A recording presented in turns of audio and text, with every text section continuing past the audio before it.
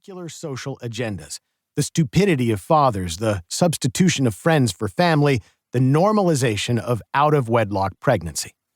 Good luck, Dad. My sisters and I ended up watching all the shows our friends watched, so I've seen virtually every episode of The Simpsons. I currently own all 10 seasons of Friends. My wife is a huge fan, and I gave them to her as a Hanukkah present. I know the ins and outs of Dawson's Creek, the trials and tribulations of The Practice, even the ups and downs of Becker. There's not much showing at 3 p.m. on TBS. During finals week of my first year at Harvard Law School, I watched the first 2 seasons of Lost. When I was in college, I staked out a shoot of 24 near my parents' house for 5 hours to get a picture with Kiefer Sutherland. Then one day, as I was watching Friends, it struck me. Dad was right. It was the one with the birth. Ross's lesbian ex-wife Carol is having his baby, and Ross is understandably perturbed that Carol and her lesbian lover will be bringing up his child. While Ross is going quietly cuckoo, Phoebe approaches him. "When I was growing up," she tells him, "you know, my dad left and my mother died and my stepfather went to jail, so I barely had enough pieces of parents to make one whole one. And here's this little baby who has 3 whole parents who care about it so much that they're fighting over who gets to love it the most.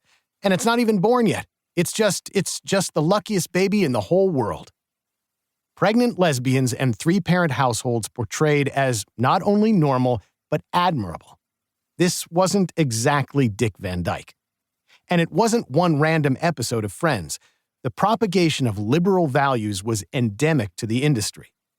While Ross was busy walking his lesbian ex-wife down the aisle for her wedding to her new lover, Samantha was chatting graphically about oral sex with Charlotte on Sex and the City. Shavonda and Sarah were going topless and French kissing each other on The Real World Philadelphia. A gay man and a single woman were considering whether to have a baby together on Will and Grace. Kate was deciding in favor of abortion on Everwood, and the city of Springfield was legalizing gay marriage on The Simpsons.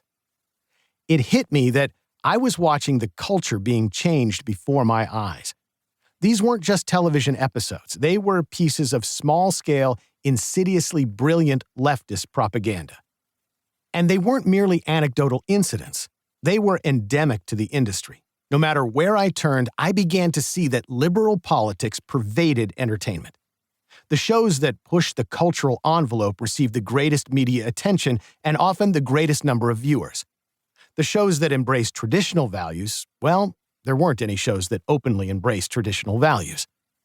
The overwhelming leftism of American television was too universal to be merely coincidence. It had to be the product of a concerted effort, a system designed to function as an ideological strainer through which conservatism simply could not pass.